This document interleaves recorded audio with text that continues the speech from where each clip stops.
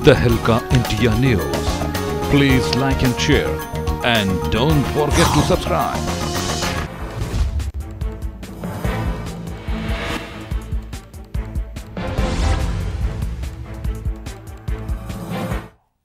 नमस्कार, स्वागत है आप सभी का तहलका इंडिया न्यूज में। मैं हूं योगेश तस्मान और आप देख रहे हैं खबर उत्तराखंड। चलिए शुरू करते हैं खबरों के सिलसिले को। देहरादून में कांग्रेस और बीजेपी कार्यकर्ताओं के बीच विजय जुलूस के दौरान हुई झड़प और मारपीट का मामला तूल पकड़ता जा रहा है। इस मामले में 5 दिन बीत जाने के बाद भी मामला आपको बता दें कि इस पर कांग्रेस प्रदेश अध्यक्ष प्रीतम सिंह आज कार्यकर्ताओं के साथ रायपुर थाने पहुंचे और मामला दर्ज कराने की मांग की। इसी दौरान बीजेपी कार्यकर्ता भी रायपुर विधायक उमेश शर्मा काऊ के साथ थाने पहुंच गए। दोनों पार्टी कार्यकर्ताओं के बीच प्रदेश अध्यक्ष के सामने हाथापाई भी शुरू हो गई। इसके विरोध में कांग्रेसी कार्यकर्ता प्रीतम सिंह के नेतृत्व में धरने पर बैठ गए और बीजेपी सरकार मुर्दाबाद के नारे लगाए। इस दौरान बीजेपी और कांग्रेस कार्यकर्ताओं के बीच जमकर धक्का मुक्की भी हुई। दोनों पार्टी कार्यकर्ताओं को पुलिस ने शांत करने की कोशिश की। मामला शांत नहीं होने पर पुलिस ने बीजेपी कार्यकर्ताओं पर जमकर लाठियां भी भांजी। आपको याद है कि बीते 18 नवंबर को कांग्रेस के विजय जुलूस के दौरान दोनों पार्टी कार्यकर्ताओं के बीच झड़प हुई थी, जिसके बाद दोनों दल रायपुर थाने पहुंचे। थाने में विरोध के दौरान एक बीजेपी कार्यकर्ता ने कांग्रेसी युवक को पुलिस के सामने ही थप्पड़ जड़ दिया था, जिससे विवाद और बढ़ गया।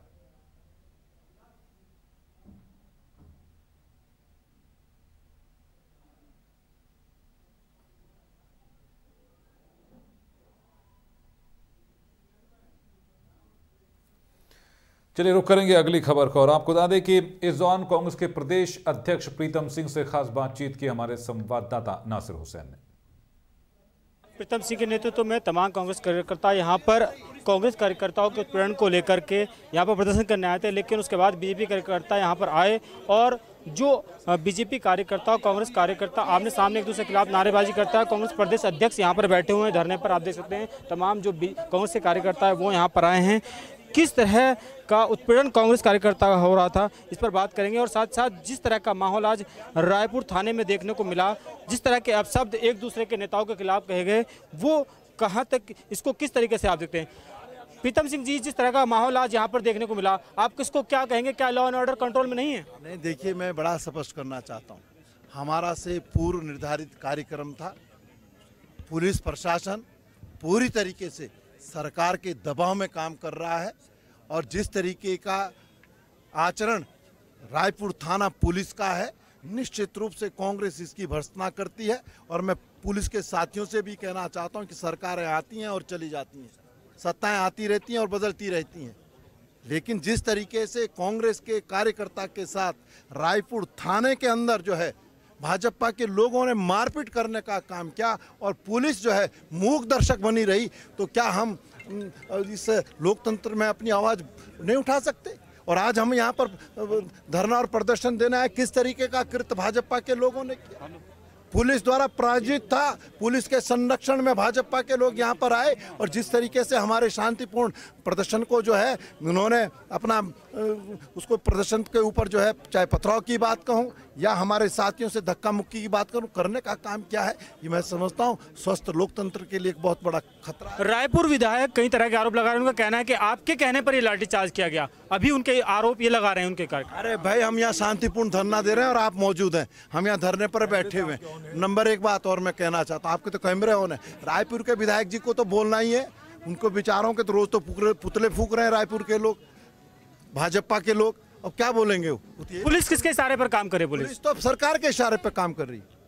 तो आप इसके खिलाफ क्या करेंगे? आप लंबा आज हमारा धरना है, क्या करेंगे? लोकतंत्र में जो हथियार हमारे पास है उसका इस्तेमाल हम करेंगे। हमारी ये लड़ाई आगे भी जारी रहेगी, हम इस लड़ाई को आगे भी लड़ने का। किस तरह की मांग आप कर रहे हैं? किस तरह तक, कब तक यहाँ बैठ रहे हैं? देखिए, हमारी मांग बड़ी सुस्पष्ट है कि जिस कांग्रेस के कार्यकर्ता के साथ रायपुर थाने के अंदर मारपीट हुई, सबसे पहले उनकी गिरफ्तारी होनी चाहिए, ये हमारा कहना है। और जिन पुलिस अधिकारियों की मौजूदगी में हुई है उनके खिलाफ भी जो है प्रशासन कार्रवाई करे। कार्रवाई होनी चाहिए। इस मांग को लेकर कांग्रेस प्रदेश अध्यक्ष यहाँ धरने पर बैठे, उनका कहना है कि ये धरना तब तक जारी रहेगा जब तक उनकी मांगें सुनी नहीं जाती। अपने सहयोगी आरपी सिंह के साथ नासिर हुसैन, तहलका इंडिया, देहरादून। और ज्यादा जानकारी के साथ हमारे संवाददाता नासिर हुसैन इस वक्त हमारे साथ जुड़े। नासिर, जिस तरीके से लगातार धरना प्रदर्शन किया जा रहा है, लगातार ये मांग है कि जो है जिस तरह का उत्पीड़न जो है कांग्रेस कार्यकर्ता का किया है उसके खिलाफ जो है मुकदमा दर्ज किया जाए। अभी क्या स्थिति बनी हुई है रायपुर थाने में? क्या अभी भी धरना प्रदर्शन जारी है कांग्रेस का? देखिए योगेश, आला अधिकारी पुलिस पे पहुंचे थे और उसके बाद जो तमाम जो नेता है उनसे बातचीत की गई और उनसे बातचीत करने के बाद जो इस मामले में जिन पुलिस कर्मियों की लिप्तता पाई गई और साथ ही साथ जिन लोगों ने इस तरीके से कांग्रेस कार्यकर्ता या बीजेपी कार्यकर्ताओं का उत्पीड़न हुआ था, दोनों ही पक्षों की तरफ से इसमें एक मुकदमा कायम किया गया है, जांच सौंपी गई है और उसके बाद ये तमाम जो लोग थाने में बैठे हुए थे वापस लौट कर आए हैं। लेकिन जिस तरीके का पूरा प्रकरण घंटों तक चल, सुबह करीब 11:30 बजे ये मामला शुरू हुआ और अब लगभग 4 बजे तक ये मामला चलता रहा और 4 बजे तक ही तमाम जो कांग्रेस और बीजेपी के नेता वहां पर डटे रहे। अब इस मामले में जो मामले दर्ज किए गए हैं उन पर जांच होगी और जो लोग भी इसमें कहीं ना कहीं लिप्त पाए गए थे, जिनकी जिस भी तरह का मामला ये पूरा हुआ, उनके खिलाफ कार्रवाई की जाएगी। अब देखना होगा किस तरह की कार्रवाई होती है, क्योंकि जांच के बाद ही तमाम चीजें सामने आएंगी। तो ऐसे में क्या दोनों तरफ से मामला दर्ज किया गया है? जी बिल्कुल, जो एफआईआर पहले हुई थी उन्हीं एफआईआर को आगे बढ़ाने का काम किया गया है और उनमें सीधे तौर पर कहा गया है कि जो आज का प्रकरण है इसको भी उसमें कहीं ना कहीं डाला जाएगा, ताकि जो आज पूरा ये घटनाक्रम हुआ इसकी भी जांच हो सके कि आखिरकार क्यों इस तरीके से हंगामा किया गया, क्यों जो लोग हैं वो इस तरीके से आक्रोशित होकर थाने में पहुंचे थे। इन तमाम चीजों और तमाम पहलुओं पर जांच की जाएगी और उसके बाद ही आगे की कार्रवाई होगी। चलिए, बहुत बहुत शुक्रिया करना चाहेंगे नासिर आपका इस पूरी जानकारी देने के लिए। और अगली खबर का रुख कर रहे हैं। आपको बता दें कि पिछले लंबे वक्त से उत्तराखंड के उपनल कर्मचारियों को वेतन नहीं मिला है, जिसे लेकर कर्मचारियों ने देहरादून के सीएमओ कार्यालय में धरना प्रदर्शन किया और राज्य सरकार के खिलाफ नारेबाजी की। वहीं संगठन के महासचिव हेमंत ने बताया कि उनके साथ सरकार सौतेला व्यवहार कर रही है, जिसे लेकर कर्मचारियों को जल्द ही सरकार के खिलाफ सड़कों पर उतरेंगे। तो वेतन न मिलने से कर्मचारी बेहद नाराज है। आपको बता दें कि पिछले काफी लंबे वक्त से उत्तराखंड के उपनल कर्मचारियों को वेतन नहीं मिला है, जिसे लेकर कर्मचारियों ने देहरादून के सीएमओ कार्यालय में धरना प्रदर्शन किया और राज्य सरकार के खिलाफ जमकर नारेबाजी की। वहीं संगठन के महासचिव हेमंत ने बताया है कि उनके साथ सरकार सौतेला व्यवहार करे, जिसे लेकर कर्मचारी जल्द ही सरकार के खिलाफ सड़कों पर उतरेंगे। तो उपनल कर्मचारी लगातार ये मांग कर रहे हैं कि उन्हें वेतन नहीं मिल रहा है और आखिरकार सरकार इस पूरे मामले पर कोई कदम क्यों नहीं उठा रही है, जिसे लेकर आपको बता दें कि कर्मचारियों ने देहरादून के सीएमओ कार्यालय में पहुंचे हैं, धरना प्रदर्शन किया है और राज्य सरकार के खिलाफ नारेबाजी की है। हमारे संवाददाता धनंजय ढोंडियाल इस वक्त हमारे साथ जुड़ गए। जी धनंजय, क्या जानकारी है? आपको बता दूं कि जो पहले के जो पूर्व कर्मचारी आ रहे हैं पूरे प्रदेश के जो कर्मचारी हैं जो लंबे समय से वेतन नहीं मिला, वेतन की मांग की बिजली हालत के लिए पत्र लिख चुके हैं, उनको वेतन मिलना चाहिए था। बिजली में उनको आश्वासन वहाँ पर जरूर दिया, लेकिन अब तक उनको वेतन नहीं मिला, जिससे लेकर 3 दिन का कार्य बहिष्कार की उन्होंने बात कही और साथ ही लगाई कि जल्द ही राज्य सरकार ने जो है उनका वेतन नहीं उनका दिया तो जो है जो प्रदेश भर के उपनल कर्मचारी हैं वो तमाम जो है सड़कों पर उतर कर इसका प्रदर्शन करेंगे। और ये वैसे सबसे अहम सवाल ये भी है कि जिस तरीके इस मामले को करीब 6 माह का समय बीत चुका है। 6 माह से जो है कर्मचारी लगातार कभी सीएम ऑफिस में बैठे हैं, कभी डीजी ऑफिस में धरने पर बैठते हैं, लेकिन विभाग उनके ध्यान नहीं दे रहा है, जिससे लेकर उन्हें जो सीएमओ है उनके गुप्ता उनको भी उन्होंने ज्ञापन सौंपा है। उनका साथ कहना है कि जल्द ही उनको जो है उनका वेतन नहीं मिला तो आगामी जो समय आएगा 3 दिन बाद, क्योंकि 3 दिन का कार्य बहिष्कार रहेगा। यदि उपनल कर्मचारी कार्य बहिष्कार करेंगे तो कहीं ऐसे जो जरूरी काम होते हैं विभाग के वो भी कहीं ना प्रभावित होंगे। तो तमाम चीजों को लेकर उन्होंने धरना दिया और उन्होंने कहा कि इनकी मांगे जल्द पूरी नहीं होती तो आगामी जो है सड़कों पर उतरकर सरकार का विरोध करेंगे। तो ऐसे में क्या एक तमाम कर्मचारी उपनल के हड़ताल भी कर सकते हैं आने वाले समय में?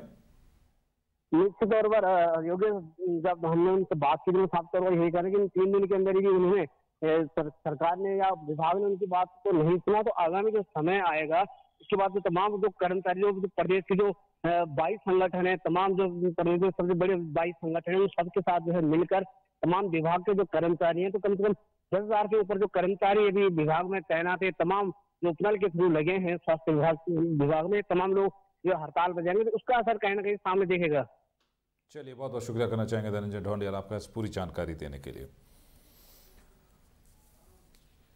रुख अगली खबर का कर रहे हैं और आपको बता दें उत्तराखंड के हरिद्वार में बीजेपी के नवनिर्वाचित पार्षदों को बधाई देने के लिए शहरी विकास मंत्री मदन कौशिक की अध्यक्षता में एक बैठक आयोजित की गई, जिसमें पूर्व मुख्यमंत्री डॉक्टर रमेश पोखरियाल निशंक, विधायक आपको बता दें कि आदेश चौहान बीजेपी की मेयर प्रत्याशी रही अनु कक्कड़ समेत पार्टी के सभी नवनिर्वाचित पार्षद मौजूद थे। इस मौके पर रानीपुर क्षेत्र के विधायक आदेश चौहान को कमेटी का अध्यक्ष निर्वाचित किया गया और अनु कक्कड़ को संयोजक निर्वाचित किया गया। शहरी विकास मंत्री मदन कौशिक ने सभी पार्षदों को अगले 5 साल किस तरह से काम करना है इस बारे में विस्तृत जानकारी देते हुए कहा कि सभी निर्वाचित पार्षद संयम और समझदारी से काम करें और निगम की बोर्ड बैठकों में जनहित के मसलों को जोर शोर से उठाएं। उन्होंने कहा कि जो पार्षद पहली बार चुनकर आए हैं वो अपने अनुभवी पार्षद साथियों से अनुभव हासिल कर काम करें।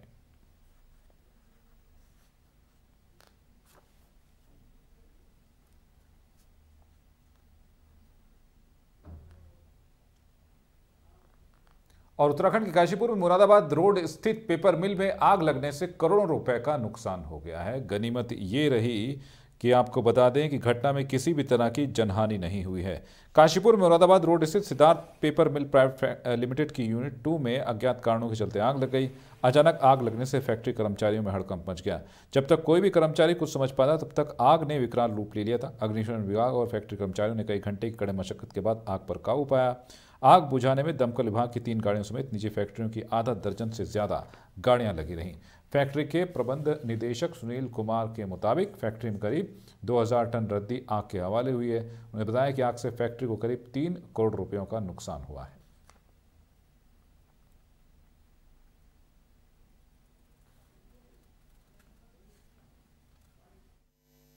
आग लगने का कारण तो अभी मैं कुछ नहीं बता सकता, क्योंकि जो है अभी तो फर्स्ट हमारा टारगेट ये था कि वे आग इधर उधर ना फैले और एक स्थान तक ही सीमित रहे। उसमें 2 गाड़ी फायर ब्रिगेड की हमारी अपनी थी और 2 गाड़ी नैनी की थी और 3 गाड़ी उत्तरांचल प्रशासन की भी इस टाइमली आ गई थी। तो जिन्होंने 3-4 घंटे की मुशक्कत के बाद जो है आग पर कंट्रोल कर लिया है। थोड़ा बहुत जो है अभी कम्बशन है वो धीरे धीरे कंट्रोल हो जाएगा और नुकसान के बारे में अभी कुछ कहना मुश्किल है। बाकी फिर भी अप्रोक्सीमेट 2-2.5 टन वेस्ट पेपर का लगभग जो है जल गया है और उसका सही आकलन जो है और कुछ कल तक। और उत्तराखंड के रुद्रप्रयाग में हर साल होने वाले 6 दिवसीय मंदाकिनी शरदोत्सव एवं कृषि औद्योगिक विकास मेले को मंगलवार को विधिवत आगाज हो गया। वैसे तो मुख्यमंत्री त्रिवेंद्र सिंह रावत ने मेले का उद्घाटन करने अगस्त मुनि आना था, लेकिन व्यस्तता के चलते मुख्यमंत्री त्रिवेंद्र सिंह रावत के ना पहुंचने पर केदारनाथ विधायक मनोज रावत ने मेले का शुभारंभ किया।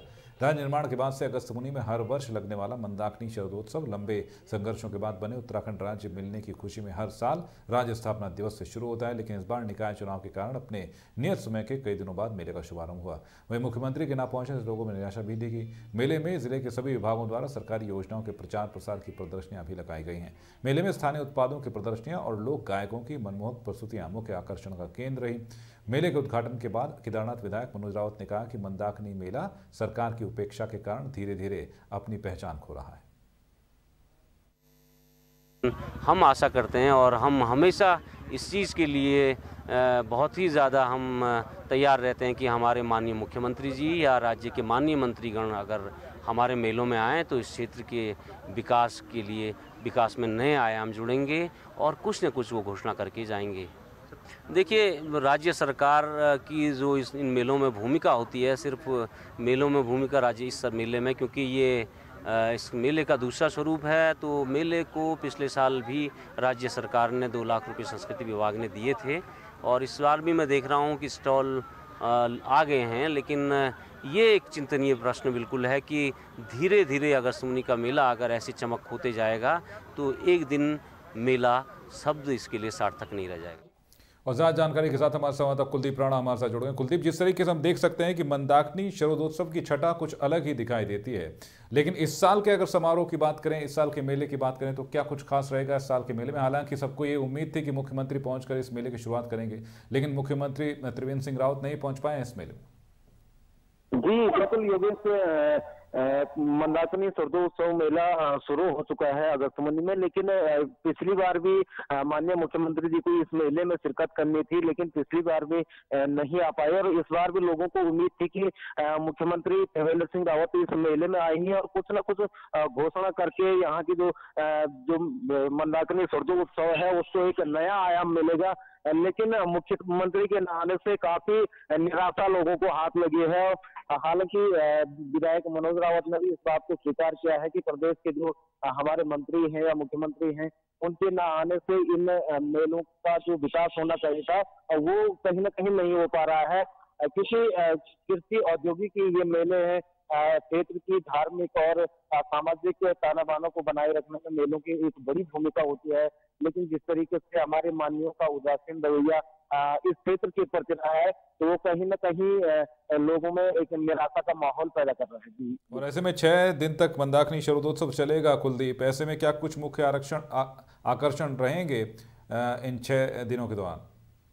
जी बिल्कुल योगेश, 6 दिनों तक ये मेला चलने वाला है और इसमें सरकारी विभागों के विभिन्न स्टॉलों के जरिए प्रदर्शनी लगाई गई है। प्रदर्शनी के जरिए जो सरकारी विभागों की महत्वाकांक्षी योजनाएं हैं उनका प्रचार प्रसार किया जा रहा है, लोगों को उनकी सरकारी योजनाओं की जानकारी दी जा रही है। इसके अलावा सांस्कृतिक कार्यक्रमों का भी यहाँ पे आयोजन किया जा रहा है। विभिन्न स्कूलों द्वारा सांस्कृतिक प्रतियोगिताओं के साथ खेल प्रतियोगिताएं भी की जा रही है और जो रात्रि संध्या में यहाँ पे विभिन्न लोक गायकों द्वारा यहाँ पे सांस्कृतिक कार्यक्रमों की प्रस्तुति दी जा रही है।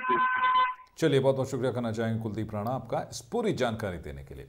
और इस खबर के साथ वक्त हो चला एक छोटे से ब्रेक का। ब्रेक के बाद अन्य खबरों के साथ फौरन हाजिर होते हैं। बने रहिए तहलका इंडिया न्यूज के साथ।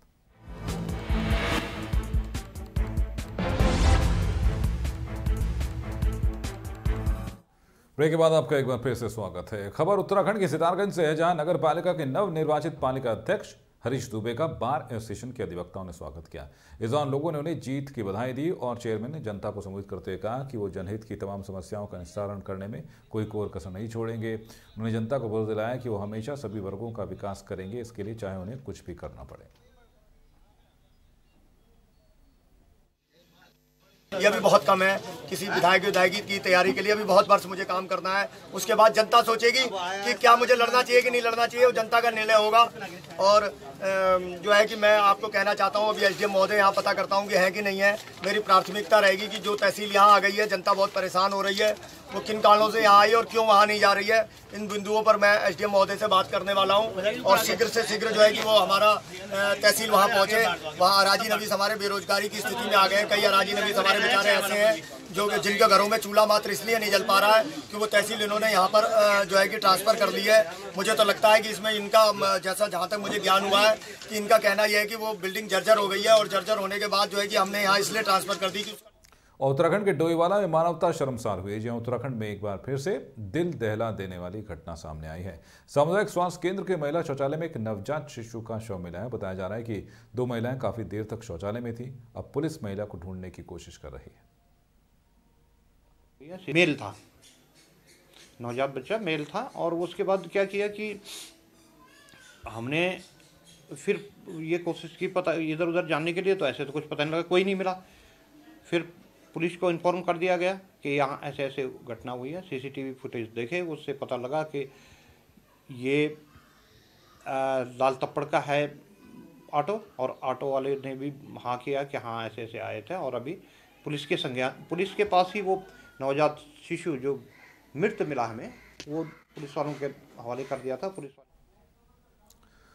और बेसिक और माध्यमिक शिक्षकों के बाद आपको बता दें कि उच्च शिक्षा में भी फर्जी शिक्षकों की नियुक्ति का मामला अब तूल पकड़ने लगा है। जी हां, ये मामला अब तूल पकड़ रहा है। आपको बता दें कि उच्च शिक्षा में भी फर्जी शिक्षकों की नियुक्ति किए जाने के आरोप लगे हैं, जिसमें यूकेडी ने सरकार से उच्च स्तरीय जांच की मांग की है। यूकेडी के केंद्रीय प्रवक्ता शांति प्रसाद भट्ट ने कहा है कि उनके पास कई ऐसी शिकायतें आई हैं जिसमें उच्च शिक्षा विभाग के अधिकारियों की लापरवाही के चलते कई ऐसे शिक्षकों की नियुक्ति विभाग में हुई है और इन्हीं फर्जी नियुक्तियों के चलते अब सूबे के हजारों लाखों युवाओं का भविष्य अंधकार में होने का खतरा बढ़ने लगा है।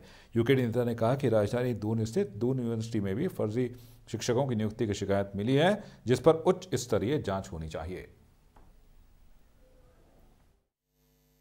देखिए, दोनों राष्ट्रीय पार्टियां नहीं चाहेंगे कि उत्तराखंड की राजधानी का मामला जो है सुलझे। यही कारण है कि चुनाव में ये कहते हैं कि हम राजधानी बनाएंगे गैरसैंण में, और चुनाव के खत्म होते ही इन्हीं के अध्यक्ष ये बोलते हैं कि वहाँ पर जो है सुविधाएं नहीं है। यदि सुविधाएं नहीं है तो चुनाव सरकार छोड़िए, आइए जनता के बीच में।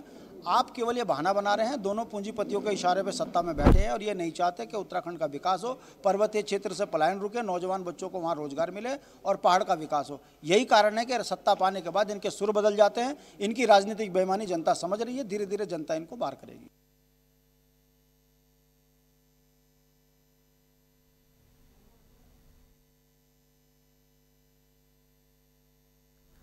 और ज्यादा जानकारी के साथ हमारे साथ धनंजय ढोंडियाल इस वक्त हमारे साथ जुड़े हैं। जी धनंजय, क्या जानकारी है? क्या इस पूरे मामले पर किसी तरह की जांच की बात कही जा रही है शासन प्रशासन की तरफ से?